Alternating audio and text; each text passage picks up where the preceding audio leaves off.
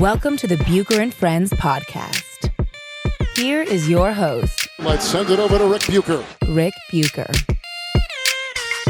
Welcome to another episode of Bucher and Friends, part of the United WeCast Network. I'm Rick Bucher. You can see me on FS1. You can read me on Bleacher Report. And you can follow me on Twitter at Rick Bucher. And I am joined today by esteemed national college basketball writer Adam Zagoria. You can follow him on Twitter at Adam Zagoria, Zagoria. You can check out his work at Zag's blog. You can find it at Forbes, the New York Times, a variety of places. And he is currently covering the corruption scandal case being tried in New York. And so, Adam, welcome. Thank you for taking the time. I know this is a busy time for you in the basketball landscape, but it's a different part of the basketball landscape than I think most people are actually looking at right now. Yeah, it's pretty crazy, Rick, and thanks for having me on.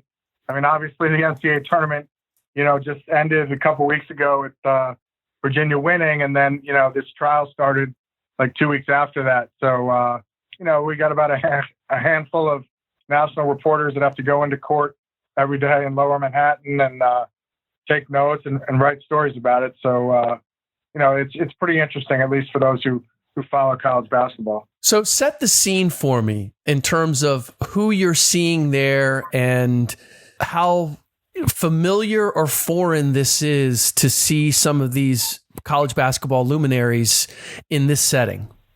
Yeah, I mean, not to get, try to keep it sort of simple, but basically these two guys, Christian Dawkins and Merle Code, are on trial for bribery. Merle Code is a former Nike and Adidas executive, and Christian Dawkins was kind of a wannabe agent who worked for Andy Miller, who, as you know, was one of the top NBA agents. Right. And it's really just kind of, been a crash course in the sort of the dirty underbelly or the underside of college basketball and all the sort of shady things that go on.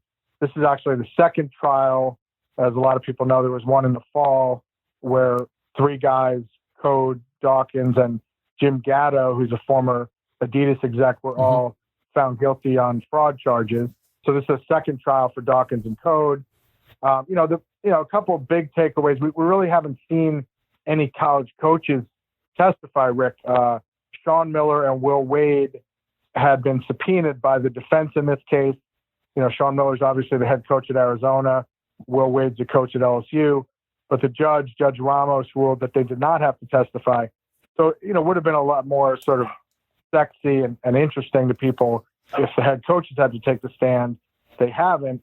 That said, their names have been mentioned a lot. And really the big bombshell yesterday was some audio played of Book Richardson, who was the associate head coach at Arizona, basically saying that Sean Miller bought DeAndre Ayton, who was the number one pick last year, for $10 a month. And, that was interpreted to mean $10,000 a month. So, and then Jay Billis came out today, I saw on ESPN, sort of openly saying, what more does Arizona and LSU need to see in regards to Sean Miller and Will Wade? So this is what I find extraordinary, is that you have this damning piece of audio and the reaction is, I don't want to say it's a yawn, but you would think that it would be cataclysmic. How do you explain that people are not more up in arms than they are about what it seems to be very damning evidence, but clear evidence that Sean Miller is or was paying DeAndre Ayton? Yeah, well, it's a couple things. I mean, one thing I'll say is that we've seen video, Rick, in the courtroom. The jury and the media have seen video of three or four assistant coaches, including Book Richardson, who was at Arizona, Tony Bland at USC, a couple other guys, taking envelopes of cash and putting them in their pocket.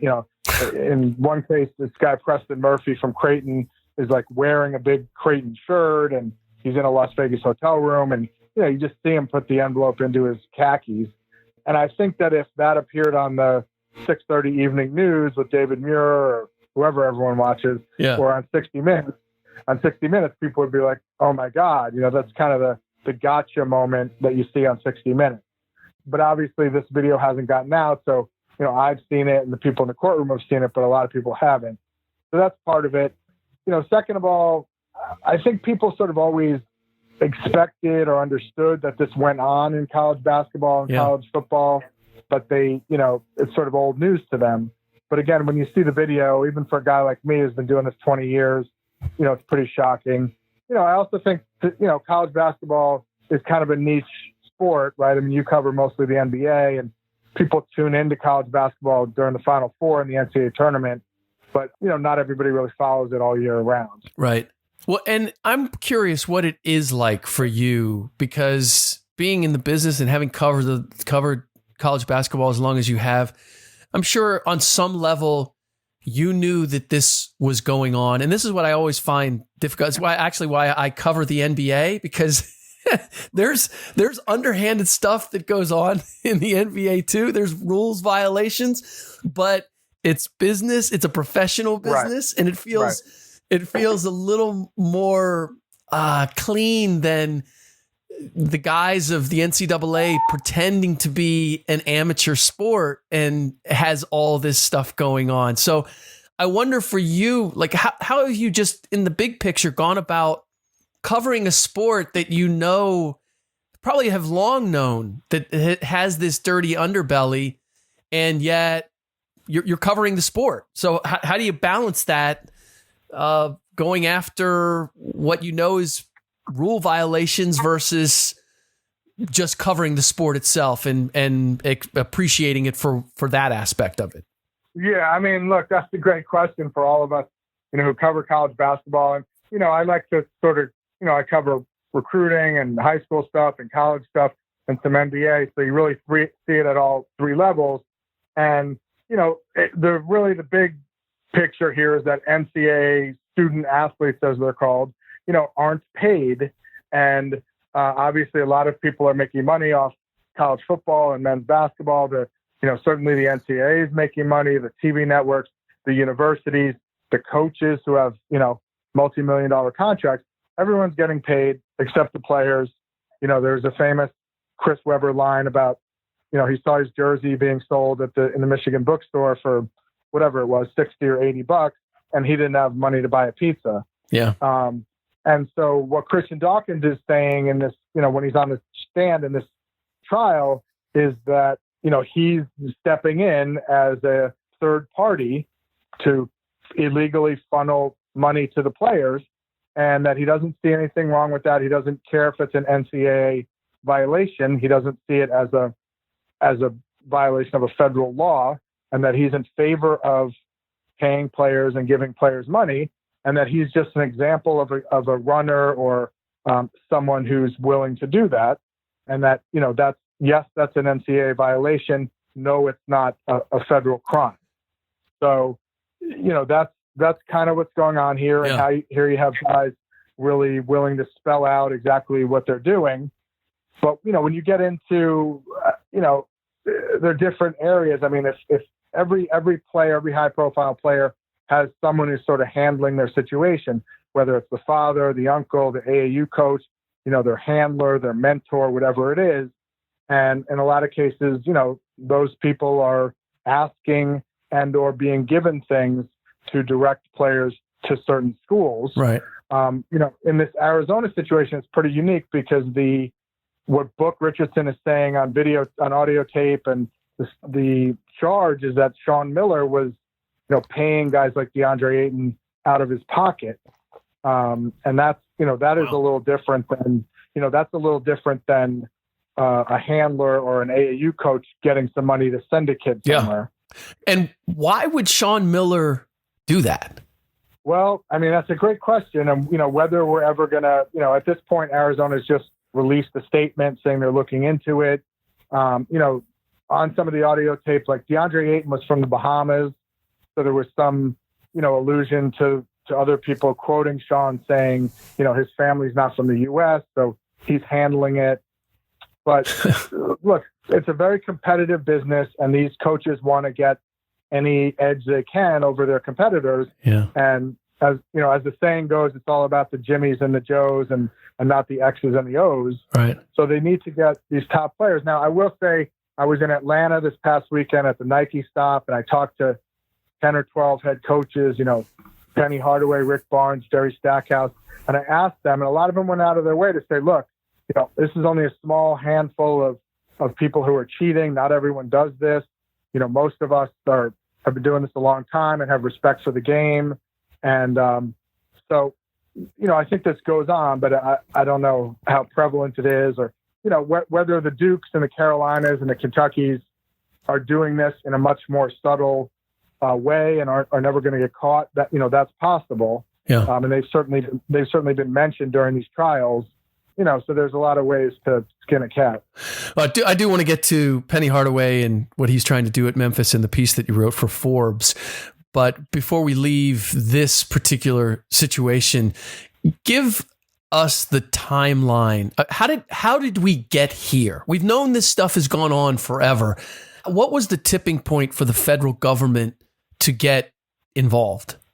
Yeah, it's kind of funny. I've actually, there's a kind of a conspiracy theory out there that this guy, Craig Robinson, who is Barack Obama's brother-in-law, and was the head coach at Oregon State, kind of got fed up with, teams who were cheating, beating him, and that somehow he mentioned it, to Obama, and Obama got the ball rolling. Huh. Now, I have never been able to confirm that. I actually did ask Craig Robinson about it, but really it more started in 2017 with guys who had nothing to do with basketball, like this guy, Marty Blazer, who was a government witness here, who was in trouble with the SEC for some other non-basketball related, fraud and federal crimes. And basically the feds got him to sort of roll over. And in the process of him giving the government information, he mentioned other people, including this guy, Manish Sood, and some other guys who were involved in this case. And basketball sort of got, college basketball got drawn into it through that. Interesting. And so as we stand right now, like, where are we in the process of this case, and where is the finish line? Yeah, great questions, Rick. I mean, the sort of immediate picture is the defense rested today. They're going to have closing arguments Friday and Monday. I personally think there's at least a reasonable doubt that at least Merle Code will get off, Christian Dawkins maybe also. But then the bigger picture is, what does this mean? The NCAA and Mark Emmert, who's the president of the NCAA, are waiting sort of to get all the information on the schools from the feds, from the FBI. And, we already had one trial in the fall involving, Louisville, Kansas, NC State. Now this one has obviously brought in Arizona and LSU and some other schools. So these are, some of the biggest schools in college basketball. And the NCAA, which is already under fire for not paying players and having all sorts of stupid rules, is now going to have to, enforce, what are they going to do at Louisville? What are they going to do at NC State? What are they going to do at Arizona? And everybody will have to just sort of wait and see, how they handle that. Yeah.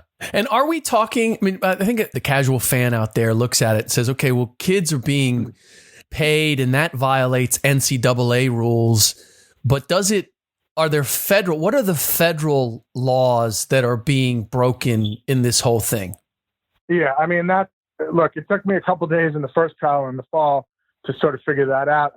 They were basically arguing that, wire fraud and conspiracy to commit wire fraud, and in this case that they were bribing the coaches. So pretty straightforward, federal crimes. And the defense in both cases has said, look, yeah, we're paying players, we're giving players or their families or their fathers money under the table. Yes, that's an NCAA violation. No, that's not a federal crime. So that's sort of, the fine line of it. Yeah. And do you think that argument will carry the day? I always get nervous when the federal government gets involved and they want to make a point. Somebody's going to pay a price. Yeah. Well, look, the guys in the first trial, including two from this one, were convicted of wire fraud, conspiracy to commit wire fraud. They did only two of them got 6 months, one of them got 9 months, and they're out on bail. So, they haven't spent a day in jail yet, and it's not that significant. Right. And, again, I was at a big recruiting thing over the weekend for Nike, and some coaches were just like, nothing's changed. Everything's still going on. Maybe there are other guys like Christian Dawkins running around, but I think people are going to be, at least more careful now about this type of thing. Yeah. Do you think this is going to splash up against the North Carolinas and the Kansases and some of the august programs? It's hard for me to believe that as much as we laud and see Mike Krzyzewski and with a halo, that Duke gets the talent that they get, the Kansas gets the talent that they get, but they're playing by, they're playing it straight and clean, and they're still getting over on everybody else while everybody else is paying guys. It's hard for me to fathom that that's the reality. Yeah, well, look, Rick, Zion Williamson's name, came out a little bit in the first trial, and it came out again here in this one. There's been allegations that, his mother received payment for a phony consulting service from a sneaker company. There was some talk in the first trial of the Kansas assistant asking what Zion's stepfather, needed or wanted to get him to Kansas.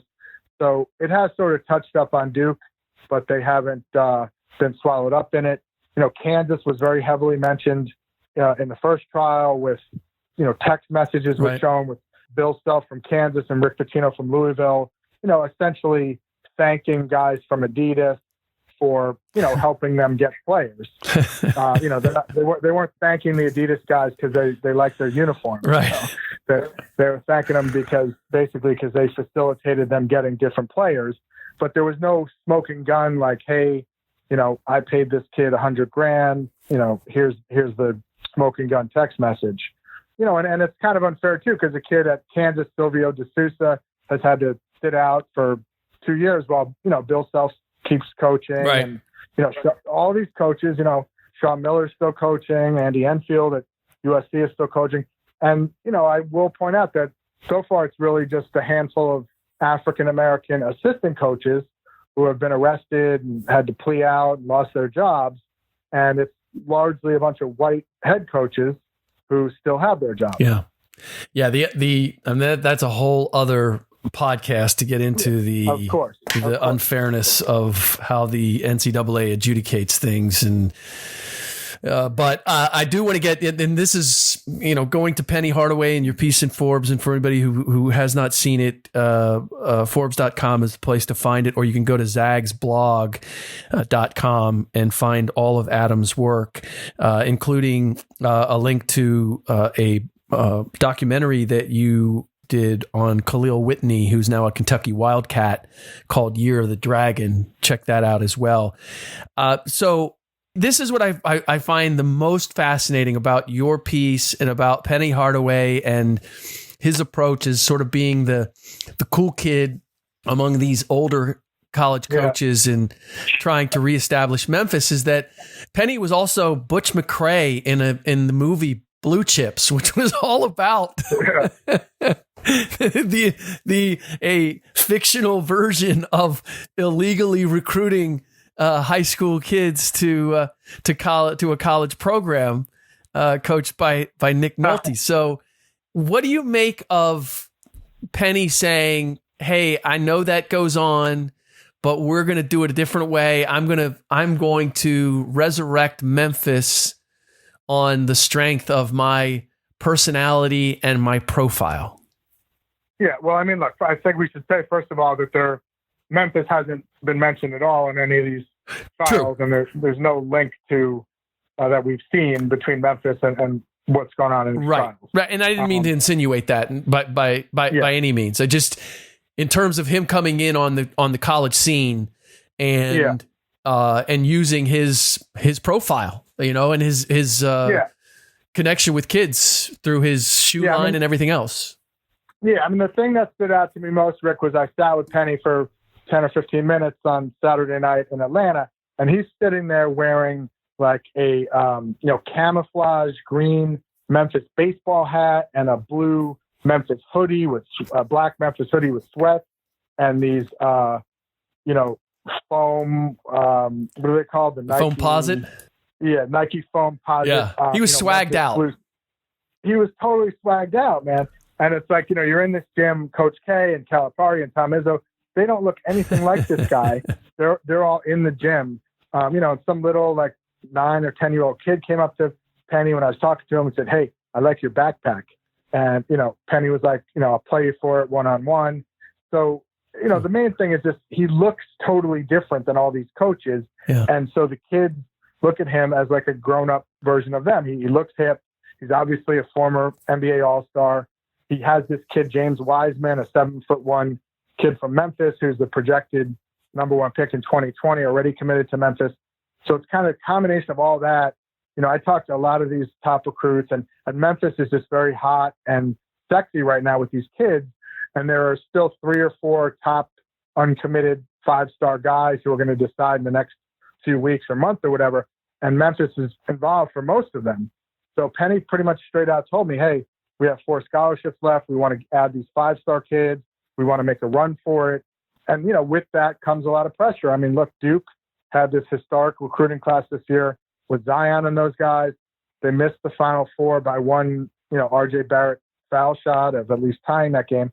And then all the Duke haters came out and said, "Hey, look at Duke. They can't even make the Final Four with Zion."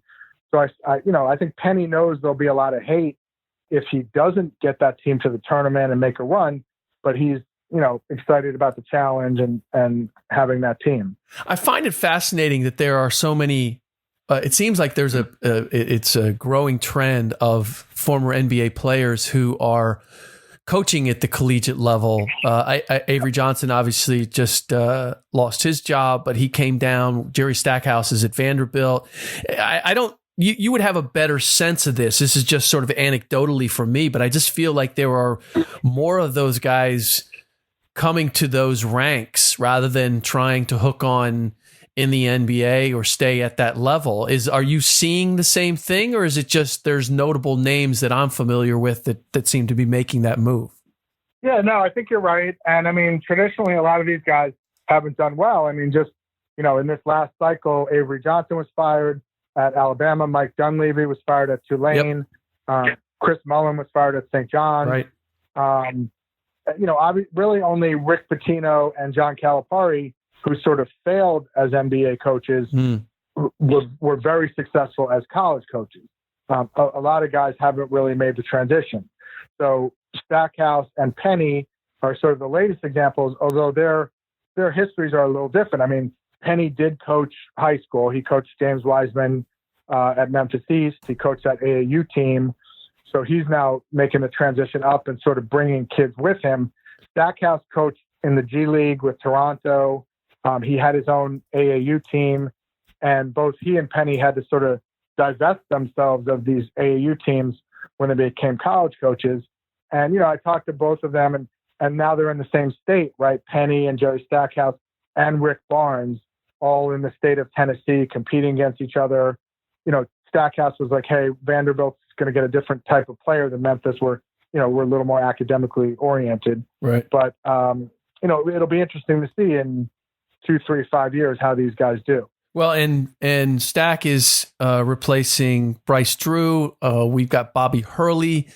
Right. And so, it is a mixed bag. Do you think ultimately, how do you think that Penny's cool factor, will that give him a leg up? How do you think that's going to play in the competition with guys like Bill Self and Mike Krzyzewski, who have a track record at the collegiate level? Yeah, well, look, he's already sort of gotten into it. He and Rick Barnes, Penny was sort of lobbing some, verbal, threats or taunts, I guess, at Rick Barnes after they played this year. But, I asked Penny about it, and he said, look, you can't call it a rivalry yet. Tennessee's and Rick Barnes have obviously accomplished way more than we have. Tennessee was number 1 in the country this year. So I think, anytime there's someone new or different from the status quo, people feel threatened and, react. Yeah. So I think there's some of that. And, again, Penny has this team this year with Wiseman. These guys are only going to be there 6-9 months before they head to the NBA. So he has a short window in which to develop them, coach them up, get them to the tournament, and then sustain it over a period of time. I mean, Calipari's done this in Kentucky 10 years or whatever, and he's got 30 NBA draft picks. Right. Before I let you go, so we'll wrap with the trial. And again, if you want to follow Adam on Twitter, 150,000 tweets, by the way, dude. Wow. 150,000.